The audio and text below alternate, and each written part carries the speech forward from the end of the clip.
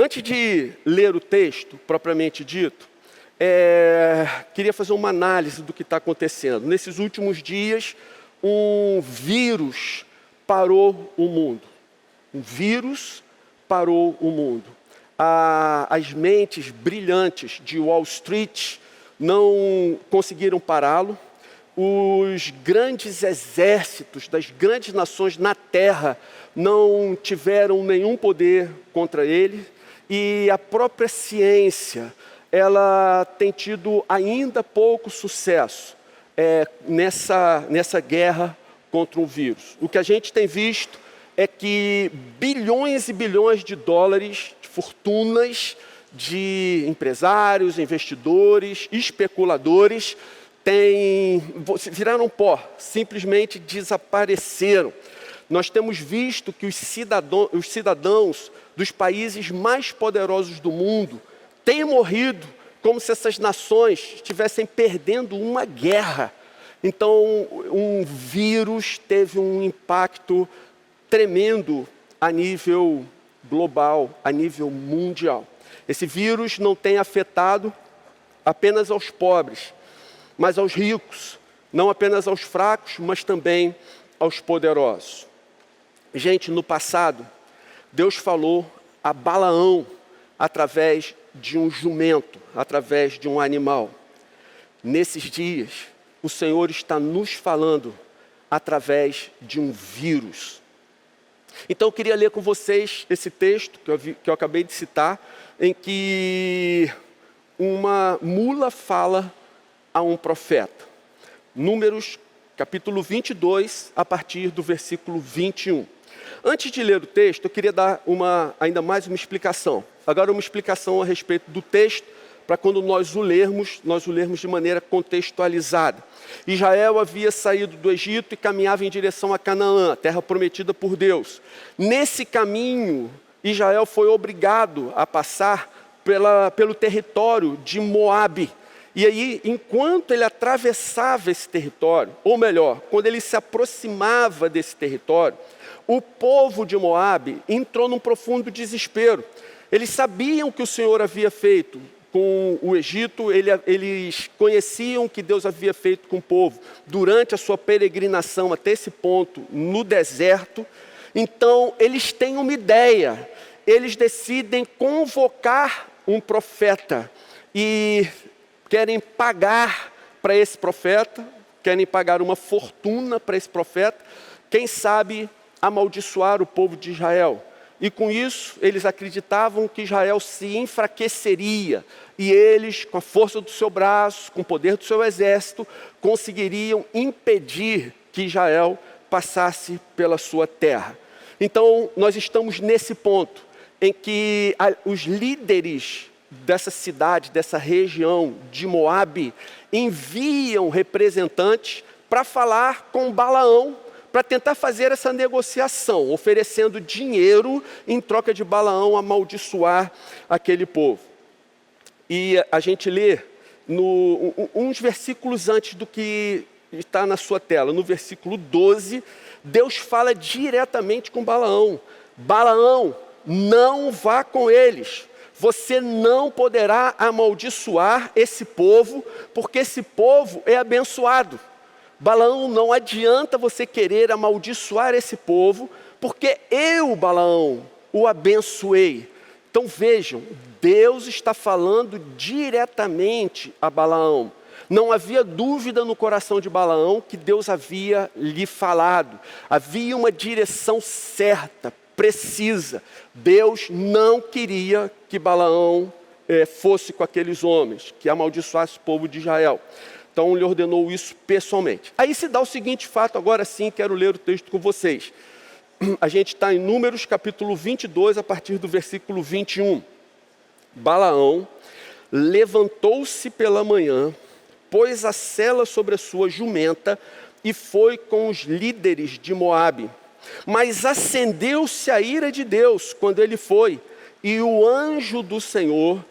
aqui eu quero chamar a sua atenção para um detalhe interessante, importante e interessante. Você vê que anjo está com letra maiúscula.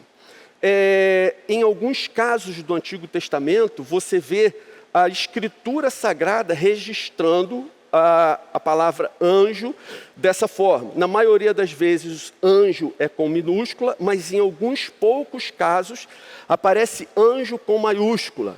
Por que isso acontece?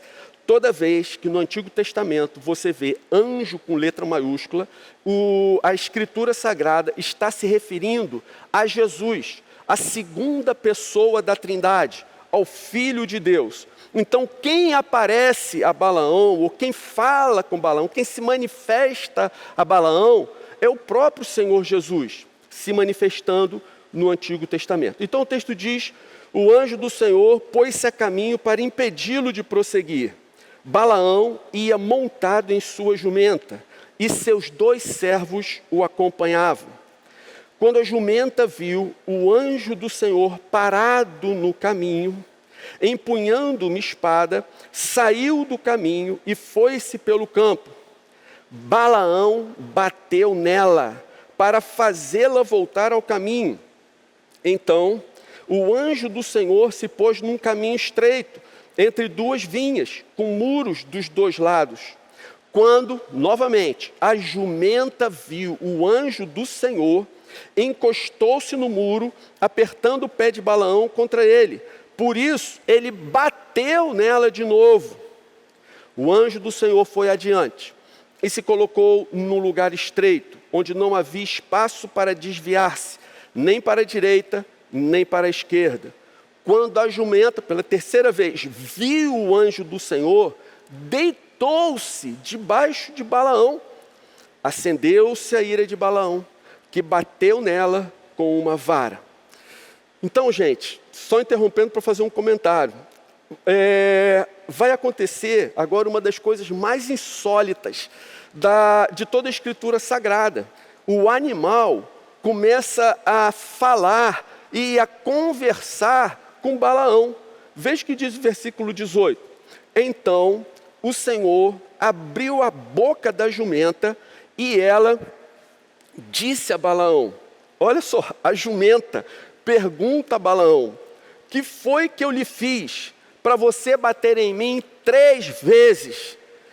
Irmãos, olha só, a jumenta está falando e está argumentando com o profeta.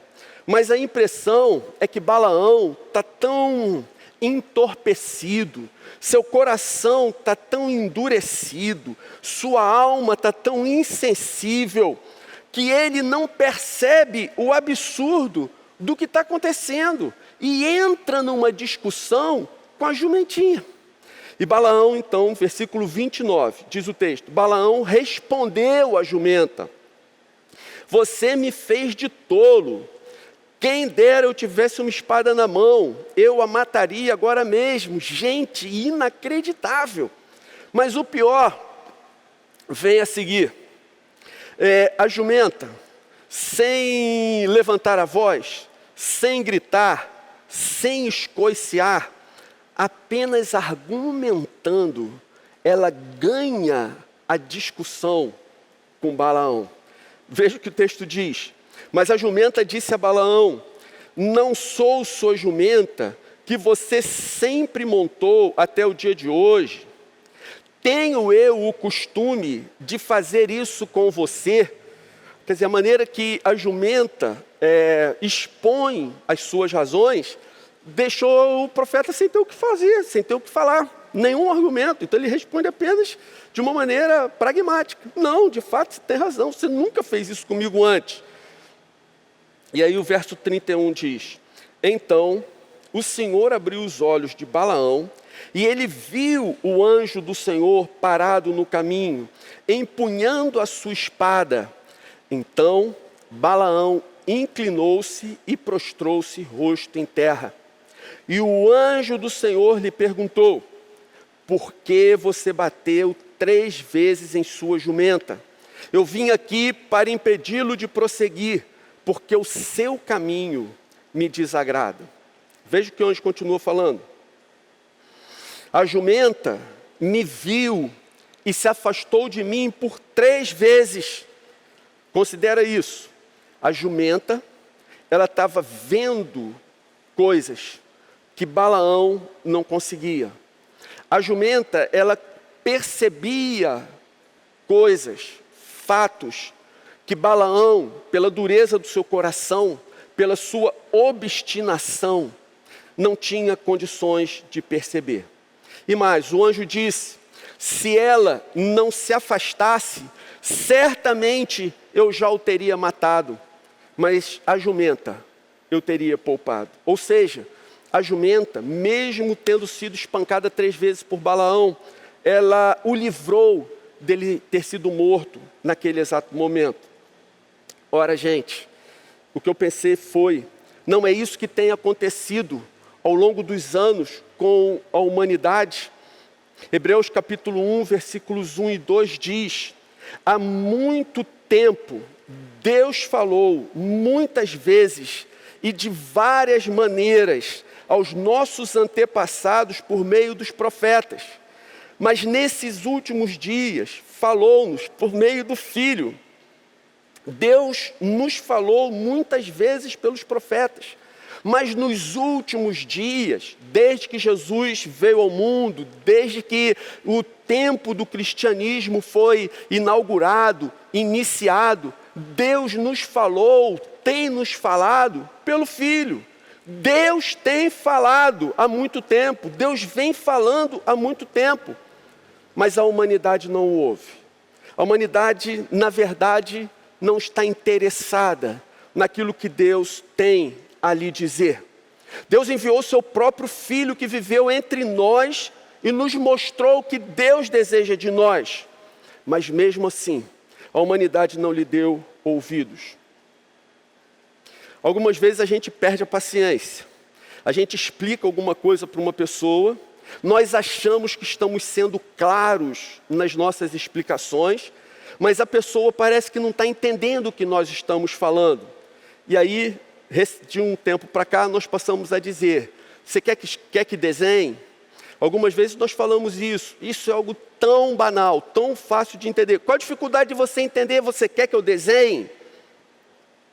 Irmãos, Deus tem falado muitas coisas à humanidade, mas ela tem agido como se não estivesse entendendo nada. Então, ao invés de desenhar, Deus ilustra a sua palavra, Deus ilustra a sua mensagem, Deus ilustra uma série de coisas que Ele tem querido nos falar através desse vírus. Esse vírus é uma ilustração que Deus tem usado para diversas verdades que Ele já vem insistindo em falar com a humanidade.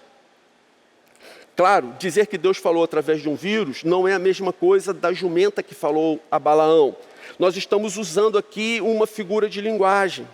No entanto, o que nós ouvimos, lemos, observamos e, sobretudo, temos experimentado nesses dias de isolamento, nesses dias de luta contra esse vírus, não tenham dúvida, isso fará com que nós jamais voltemos a ser as mesmas pessoas que fomos até então. Nesses dias eu comecei a pensar uma série de coisas que Deus estaria nos falando a respeito desse vírus. Então eu queria passar a falar a partir desse momento.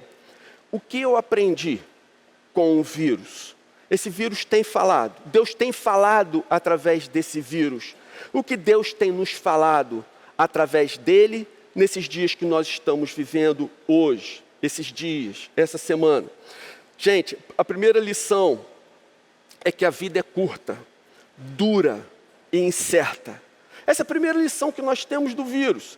A vida é curta, dura e incerta. Algumas semanas atrás, o mundo vivia normalmente. Investidores investiam, fábricas produziam, comerciantes vendiam, banqueiros enriqueciam, profissionais prestavam o seu serviço, as pessoas sonhavam, planejavam, levavam suas vidas como se tivessem controle absoluto sobre elas. Até que num lugar, no fim do mundo, na província chinesa de Wuhan, um chinês come um morcego contaminado por um vírus. Esse fato gera consequências tão tão grandes e tão graves que o mundo para. Um vírus parou o mundo. Gente, seja sincero, a não ser por alguns cientistas apocalípticos, acredito que a grande maioria das pessoas nunca pensou que fosse tão fácil parar, e agora lógico que eu vou exagerar, e até exterminar a vida da Terra. A gente nunca pensou que seria tão simples parar todo o planeta, estacionar o planeta, interromper a vida de bilhões de pessoas. Gente, esse vírus está mostrando como a vida humana é frágil. Tiago capítulo 4, versículos 13 e 14. Tiago ensina: ouçam agora, vocês que dizem, hoje ou amanhã iremos para esta ou aquela cidade, passaremos um ano ali, faremos negócios e ganharemos dinheiro. Vocês nem sabem o que lhes acontecerá amanhã. Que é a sua vida?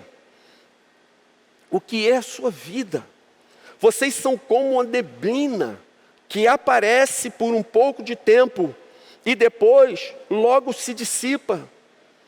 Gente, já que a gente falou de ilustrações, Deus ilustrando a sua palavra através desse vírus, e agora vem Tiago, ele usa aqui uma ilustração perfeita. A vida é como uma neblina. A vida é frágil. A vida é tênue. A vida é frágil, tênue e passa muito rapidamente. Como diziam os puritanos ingleses no século XVI, a vida é curta, é dura e é incerta. Vocês não sabem, mas eu e Fátima tínhamos planejado tirar férias a partir de amanhã. Amanhã a gente já está pegando o carro e estaria indo para a região dos lagos e a gente passaria 2 semanas ali. Logo depois, nós havíamos planejado um outro evento, um fim de semana ou 2 depois, em que nós iríamos reunir toda a nossa família. Marcão havia feito planos com Deisilane já muitos meses atrás. Você deve ter se planejado, você deve ter pensado em várias coisas para fazer nesses próximos dias. De repente, um vírus microscópico para o mundo. Como a vida é frágil, como a vida é tênue. A vida é mesmo muito dura, muito curta, e ela é completamente incerta. Segunda lição. A segunda lição que eu entendo através desse vírus é que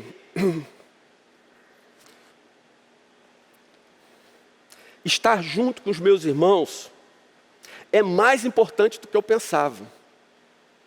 Estar reunido com vocês é mais importante do que eu pensava. Não que eu achasse que não era importante, não. Mas agora que nós estamos isolados, agora que nós estamos em quarentena, eu vejo que a comunhão com os meus irmãos é algo ainda muito mais precioso do que eu já considerava no meu coração. Eu sei que você gostava de ter comunhão com os irmãos, gostava de ver o culto domingo, gostava de ir na sua célula. Eu sei que você tinha prazer nisso, mas você não tem sentido falta? Você não tem percebido? Eu não sei como está o seu coração, mas gente, eu estou contando as horas para a gente poder estar junto aqui de novo.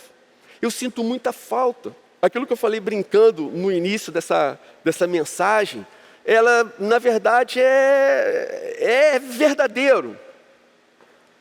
Eu estou quase sofrendo de síndrome de abstinência pela falta de abraços.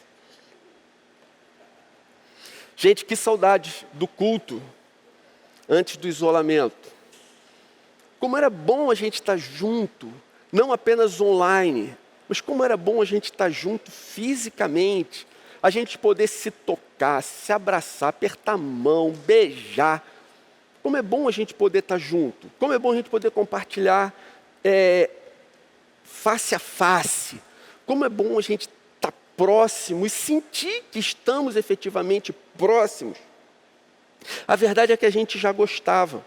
Mas agora, depois que nós fomos proibidos, por uma questão de consciência cristã, nós fomos proibidos de nos reunir, nós passamos a dar um valor ainda maior. Como nossa comunhão é preciosa. Como é bom e agradável quando os irmãos vivem em união. Salmo 133. Irmãos, não vejo a hora de podermos nos reunir de novo.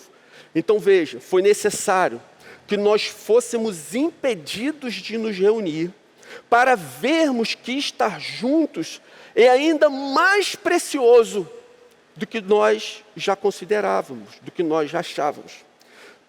Terceira lição que me veio ao coração com essa questão do vírus, que Deus está me falando profundamente. Terceira lição é: o planeta não precisa de mim para continuar girando. Vocês estão vendo? O planeta não precisa de você para continuar girando.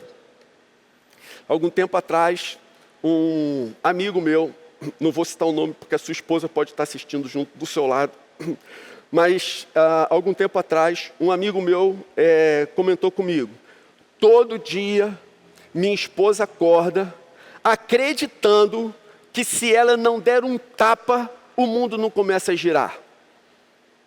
Então ele queria dizer: olha, a minha esposa, ela é agitada demais, ela tem atividade demais, ela se auto-sobrecarrega, como se ela estivesse se auto-sabotando. Ela acha que se ela acorda e não der um tapa, o mundo todo fica parado dependendo dela.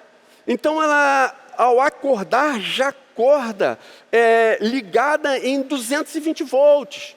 Muitas coisas a fazer, muitas tarefas a cumprir, muitos compromissos que precisam ser realizados, muitas coisas dentro de casa que precisam ser feitas. De repente, vejam, nós podemos parar. Você parou, eu parei, os nossos irmãos pararam. Todas as pessoas conscientes do nosso país, todas as pessoas conscientes do mundo ocidental, dos países afetados pelo coronavírus, todas essas pessoas conscientes pararam. E o mundo continua girando. A vida não acabou por causa disso, percebe? Eu não tenho dúvidas de que isso é uma coisa muito importante que Deus está falando com a gente, de forma muito clara, muito bem definida. No Salmo 46, versículo 10, o salmista diz: aquietai-vos, aquietai-vos, aquietai-vos e sabei que eu sou Deus. Em nossas vidas agitadas, corridas, nós tínhamos uma enorme dificuldade para fazer isso. Nós tínhamos uma enorme dificuldade para nos aquietarmos. Nós tínhamos uma enorme dificuldade para pararmos. Nós tínhamos uma enorme dificuldade para nos colocarmos de joelhos diante do nosso Deus. Esperar pelo seu cuidado, pelo seu livramento, pela sua provisão. Então Deus usou um vírus para ilustrar essa sua palavra. Então Deus está nos falando: parem, parem. O mundo não precisa de vocês para continuar a girar. Parem. Saibam que eu sou Deus. Eu estou cuidando de vocês. Eu vou continuar cuidando de vocês. O planeta, de fato, não precisa de vocês para continuar girando. Preocupem-se com aquilo que é essencial. Coloquem-se diante do Senhor. Aquietem seus corações e vejam o livramento que o Senhor vai dar a vocês. Como você está em casa, tranquilo, seguro, confortável, nós teremos a quarta lição, que é a lição bônus, especial para o dia de hoje. Quarta lição: dependemos mais de Deus do que nós imaginávamos. Você percebe? Nós dependemos muito mais de Deus do que nós imaginávamos. Nas nossas vidas corridas e agitadas, nós nunca paramos para pensar, nós não imaginávamos, nós não conseguíamos imaginar, nem nos nossos piores pesadelos, que Deus estava nos protegendo de um morcego lá do outro lado do mundo. Vê o que acontece? Um morcego do outro lado do mundo contaminou um chinês, e através desse chinês, todos nós estamos correndo risco. Mas, gente, quantos de nós já parou para glorificar a Deus pelo seu cuidado, pela sua proteção, a esse nível? Você imaginava que a nossa segurança, a nossa saúde, e por que não dizer a nossa sobrevivência, era tão tênue, tão frágil, mas ela estava sendo cuidada pelo Senhor. O Senhor, durante anos, décadas, por que não dizer séculos, nos protegeu de um vírus, de um morcego do outro lado do mundo. Nós não sabíamos que éramos tão expostos dessa maneira, que um simples morcego lá do outro lado poderia colocar as nossas vidas tão distantes que estamos dele em risco. Descobrimos que nossa vida era normal, entre aspas, porque Deus estava cuidando de nós. Deus estava nos protegendo lá do outro lado do planeta. Entende? Dependemos muito mais de Deus do que nós podíamos imaginar. Isso nos leva a pensar que outras situações inconcebíveis para nós Deus tem nos livrado. De quais situações inconcebíveis para nós Deus tem nos livrado? Deus tem nos protegido. Veja, estamos falando de um morcego do outro lado do mundo, mas tantas outras coisas poderiam acontecer. Irmãos, como Deus tem nos guardado, como Deus tem nos protegido, como Ele tem nos livrado, nós nem imaginamos. Gente, louvado seja o santo nome do Senhor. Ele é bom, Ele é cheio de graça e de misericórdia. Sim, dependemos muito mais de Deus do que nós poderíamos supor. Mas, irmãos, como é bom nós podermos depender de um Deus como o nosso Deus. Você não pode falar amém, mas se você tiver oportunidade, digite amém aí de uma maneira que você possa interagir. Diante disso, vamos a umas aplicações rápidas para nós concluirmos. Todas essas aplicações estão vinculadas às lições que Deus nos deu através desses vírus. Primeira aplicação: use sua vida de maneira sábia. Uma vez que a nossa vida é curta, dura e incerta, não viva como se você fosse passar sua eternidade aqui. Dedique sua vida a fazer a obra de Deus, a cumprir o seu chamado, a exercer o seu ministério, a viver e a pregar as boas novas do reino. Porque bem antes do que nós pensamos, o Senhor vai estar nos chamando. E a gente vai estar partindo para viver para sempre na presença do Pai. Segunda aplicação: dê o devido valor à comunhão com os irmãos. Se não podemos nos reunir fisicamente, por enquanto, ainda podemos fazê-lo de outras formas. Então, faça contato com as pessoas da sua célula, do seu ministério.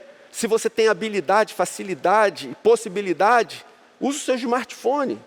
Mas se você não tem nada disso, pega o telefone comum, dá uma ligada, mas procura saber, interagir, fortalece os laços, ainda que fisicamente a gente esteja distante.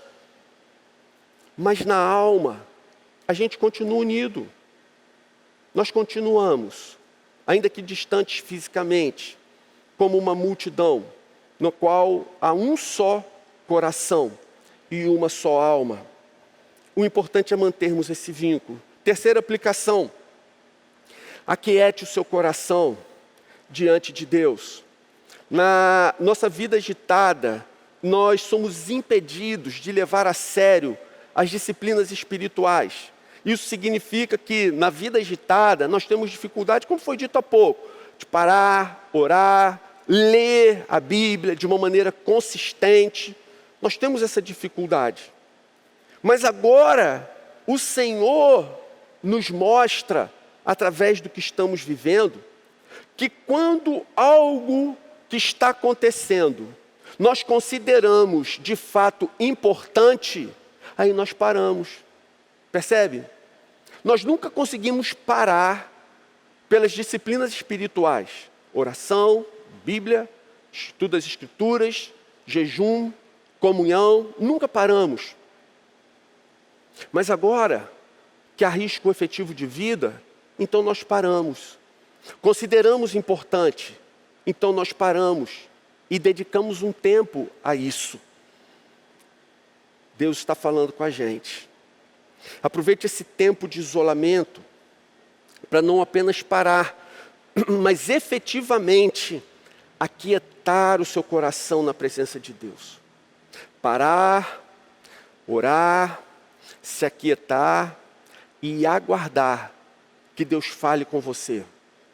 Aprenda isso. Se você nunca fez, faça agora. Experimente agora nesse período. Você vai ver que Deus vai falar com você. Nem precisa perguntar. Eu imagino que você queira saber. Quando Deus falar, você saberá que Ele falou com você. Aquietem-se e saibam que o Senhor é Deus. Quarta aplicação. Confie na provisão do Senhor. Ele nos guardava de um morcego. A gente não tinha nem ideia disso.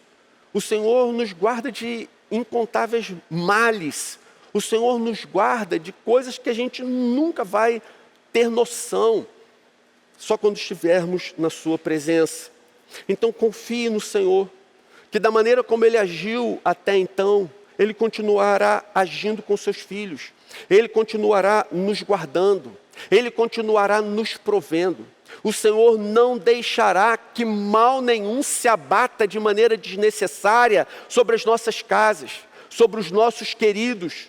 O Senhor continuará nos guardando. Ele vai nos prover. Ele vai nos sustentar. Nem que tenha que acontecer como foi com Elias. Nem que ele tenha que mandar de uma maneira sobrenatural que alguém leve comida na porta da minha casa. Mas eu não tenho dúvida de que o Senhor é fiel e Ele continuará nos sustentando. Então confie na provisão do Senhor. Confie e descanse que o Senhor lhe proverá. Eu quero concluir dizendo que eu acredito que, fazendo uma leitura melhor agora, Deus nos levou para o retiro, para nos preparar para esses tempos difíceis. O retiro foi uma preparação para nós. Nós não fomos tão abençoados como fomos no retiro, por razão nenhuma. Havia um motivo. Deus sabia o que estava para acontecer. Ele nos levou, nos tratou, encheu o nosso tanque, recarregou as nossas baterias, para que nós passássemos por esse tempo que estamos passando.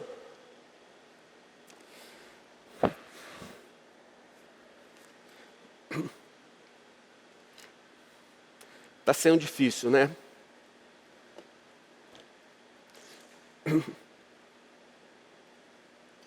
Para mim também. Está sendo difícil. Mas tudo isso que a gente está passando junto pela primeira vez. É a primeira vez para mim, é a primeira vez para você. Está sendo difícil, mas o que eu quero dizer para você é que esse isolamento vai acabar. Ele vai acabar. Essa quarentena, ela já tendia para terminar. Nós não sabemos, o Senhor é quem sabe, mas ela já tendia determinado a ter um fim. Ela vai terminar, ela vai acabar. No tempo certo, determinado pelo Senhor, nós voltaremos a nos reunir e a nos abraçar com muita vontade. Isso tudo vai passar. Lembre-se do sermão o domingo está chegando. Você lembra desse sermão? Fiz uma adaptação rápida para a gente, só um pedaço. É sexta-feira, o mal está sorrindo, o Covid está se alegrando, o vírus está matando, mas o domingo está chegando. Hoje é sexta-feira, é apenas sexta-feira, mas o domingo está chegando. Gente, o domingo sempre chega. Ele virá, ele vai chegar mais uma vez. Mal posso esperar para a gente estar junto de novo.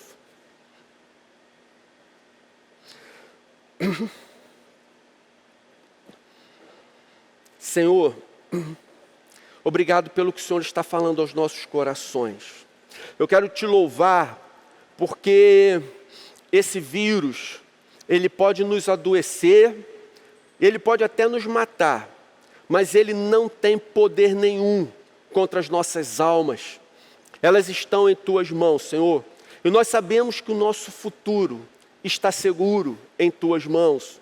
Então, Senhor, que essas coisas que o Senhor tem nos falado nesses dias, que fiquem profundamente gravadas no nosso coração, de maneira que quando esse tempo chegar ao fim, quando essa quarentena terminar, quando o isolamento acabar, Senhor, que a gente leve essas lições para o resto das nossas vidas, que a gente nunca mais esqueça essas coisas que o Senhor nos ensinou. Abençoa essas pessoas que estão em casa, Senhor. Abençoa essas pessoas que estão sozinhas, que nesses dias têm se sentido talvez solitárias. Senhor, coloca nos seus corações que é apenas um sentimento que não é verdadeiro, porque estamos juntos no coração. Mais do que isso, o Senhor tem sido sua companhia permanente, ainda que a gente não consiga dar um abraço físico no Senhor, nós podemos sentir a tua presença, podemos nos sentir abraçados, tocados por ti. Então, Senhor, vai nesses lares, Senhor, vai nesses lares, enche da tua presença, enche da tua alegria e concede a nós uma graça especial para passarmos por tudo isso como cristãos devem fazer. E mantenha as tuas mãos estendidas sobre nós. Senhor, se possível, impede esse vírus de continuar se propagando, Senhor, aqui na nossa cidade. Impede a propagação desse vírus, Senhor, nas nossas casas. Não deixe que eles entrem nas nossas casas, Senhor, mas guarda os nossos queridos, Senhor. Sobretudo aquelas pessoas mais vulneráveis, mais fragilizadas, que fazem parte dos grupos de risco. Protege essas pessoas, Senhor. Só o Senhor é capaz de fazer. Como dissemos no início, nem todo o dinheiro do mundo foi capaz de paralisar esse vírus. Os exércitos do mundo não tiveram nenhum poder contra ele. A ciência não teve a rapidez que a humanidade necessitava dela. Então, a nossa esperança está apenas no Senhor. Esperamos apenas em Ti. O Senhor é o nosso socorro. O Senhor é a nossa proteção. O Senhor é a nossa imunidade. Guarda-nos, Senhor. Guarda as nossas casas, os nossos queridos. Guarda o Teu povo. Guarda os Teus filhos. Guarda as Tuas filhas. Nós oramos assim, Senhor, muito agradecidos pela Tua provisão e pelo Teu cuidado. Em nome de Jesus. Amém. Amém.